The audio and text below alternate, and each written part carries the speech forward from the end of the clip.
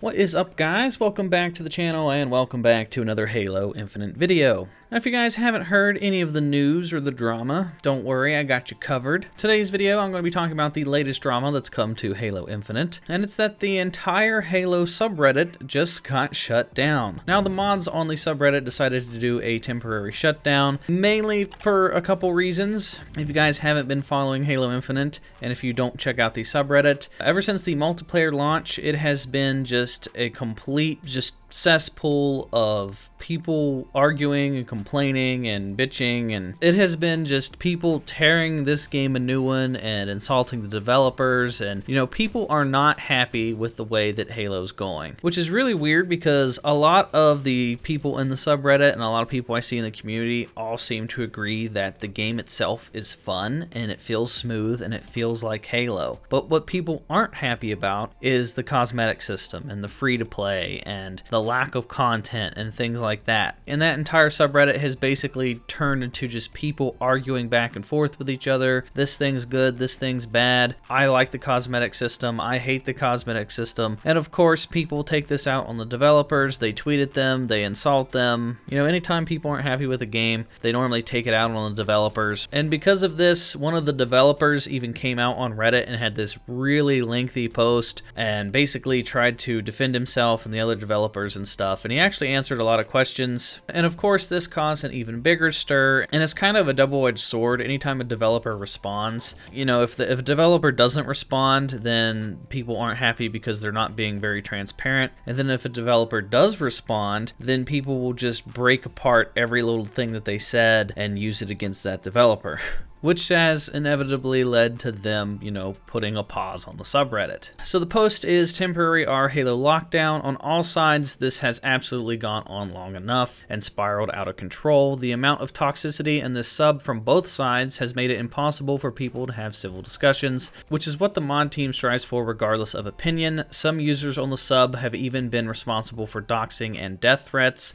We're temporarily putting the sub on lockdown so people can hopefully settle down a bit and we can hit the reset button before launch. At the end of the day, this is a video game and this level of vitriol is unwarranted. Take the weekend off. We're reopening on Monday. Then they continued on saying insults. The primary thing the mod team cares about is limiting the insults and toxicity because it makes it impossible to have actual conversation. This cuts both ways, whether you are happy or unhappy with the game as is. Some criticizing the game doesn't mean you get to say that you're an entitled crybaby man-child. Someone saying they're fine with the game or give it some time doesn't mean you can call them a bootlicking dick sucker. All of these things the mod team has dealt with and will continue to deal with. But if you see people breaking our rules, don't make things worse by breaking the rules yourself. Report them and either respond without breaking the rules yourself or just move on. If you've been fed up with the current state of the sub post-lockdown, please let us try to do the job we volunteered for and don't immediately push back to the state it was in. Then they just continue the post. They talk about criticisms and their future plans and stuff. So I'm kind of hit and miss with subreddits. I'm not really one to post on subreddits. I like to just sit back and read comments and stuff. Anytime I do post, they normally get taken down for whatever reason. For example, I posted on the Halo subreddit probably, a week ago. Somebody was showing off his flaming helmet because he bought all the levels of the battle pass. And I pointed out that they were part of the problem, that they spent all their money to level up their battle pass on day one. And then my post got deleted for bullying and breaking the rules. So I don't post often on Reddit, but I do like to sit back and just read. And the subreddits for video games can be both good and bad. They can have a lot of toxicity and a lot of complaining, but at the same time, without complaining, nothing will ever get fixed. If you look at this headline for Kotaku, it says the Halo subreddit temporarily shut down because angry gamers won't stop being toxic assholes. Now, I don't agree with this, and a lot of people feel this way, and I've seen a lot of developers and stuff respond to, different subreddits from different games I've covered, and a lot of developers make it seem like subreddits are just full of evil and the subreddit doesn't know what they're talking about, and a lot of people just straight up dismiss any complaints from subreddits. Subreddits point out flaws. Without people complaining on subreddits, things wouldn't get changed. If no one complained about the challenge system for Halo Infinite, we would still have the day one progression and challenges. we would have 100 XP per match, and we would have really ridiculous challenges, and they wouldn't have made any changes at all. A lot of the complaints people have about bugs and glitches, those get fixed if people complain about them enough. I feel like subreddits do a lot more good for video games than they do bad for video games. But at the same time, there is a lot of toxicity and just people arguing, people name calling, you know, the occasional death threat. There's definitely a bad side to subreddits.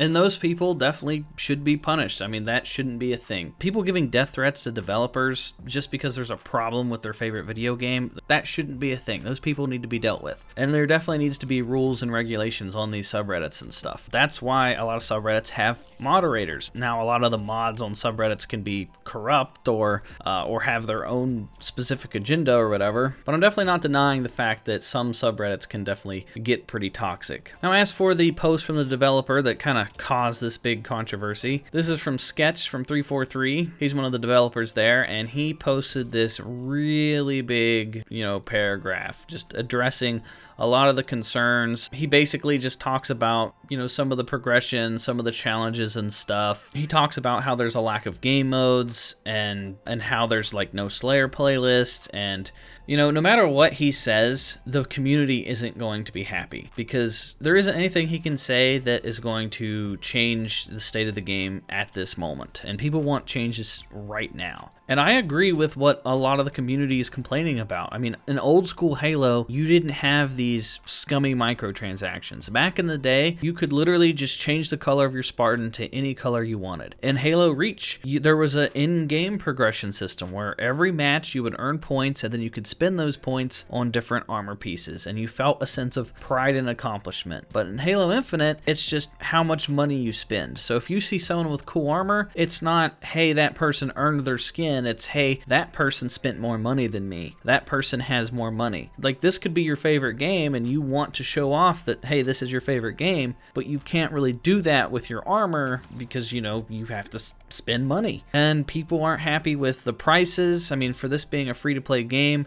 prices in free-to-play games are ridiculously high. Like, spending $10 for something as small as like a weapon shader or a piece of armor, that's ridiculous. $20 for one skin, that's ridiculous. These free-to-play game prices, absolutely nuts. Like, a full-price game is $60. So why the hell are skins literally 1/3 the cost of an entire game? It makes absolutely no sense as to why the prices are so high in free-to-play games. And when you do this to a game like Halo that is loved by so many, you're going to see backlash. You're going to piss off a lot of people. And I think if they reasonably priced the things in the shop, if they made like an armor piece, you know, $1 or $2, or a weapon skin $1 or $2, you're going to get a lot more people buying these cosmetics compared to making the same skin like $20. If you make a skin $20, you might get, you know, a couple thousand people to buy that skin. But if you made that skin, you know, $2, the same exact skin, $2 or $3, you're going to get thousands and thousands of more people to buy that skin. You're going to get more people that are willing to spend $2 than you would if you price it at $10 or $20. And the game modes, I mean, this game launching with so little game modes, it doesn't matter what the developers say to defend themselves at this point, feels like everything's being drip fed. With everything being live service nowadays, when games launch in a state where there's less content than previous games, it will immediately feel like they're drip feeding content to the player base, because that's just how it is. Games 10 years ago launched completely ready to go at release. They launched with everything. And now games launch incomplete, and then we get bits and pieces over time. So yeah, I don't think there's anything the devs can say to calm the community down, but I do think the community shouldn't be silenced. I don't think that they need to shut up or calm down. They need to voice their opinions, and they need to do it with their wallets. If they want 343 to listen and they want 343 to make changes, instead of insulting the developers, that's not going to accomplish anything. They need to vote with their wallets. Don't buy $10 skins, don't buy $20 skins. If they reduce the prices to like $1 to $2, $5 max, then, you know, and people people actually start buying those, then that's the kind of thing that will make change to the game. So vote with your wallets and not with angry death threats and insults, and that's probably the best way to get these big companies to listen. But those are my thoughts and opinions on the whole situation. Let me know what you guys think down in the comment section down below. If you guys are new here, hit that subscribe button, hit the bell for notifications, follow me on Twitch at SwanEPlaysGamesLive, and I will talk to you all in the next video.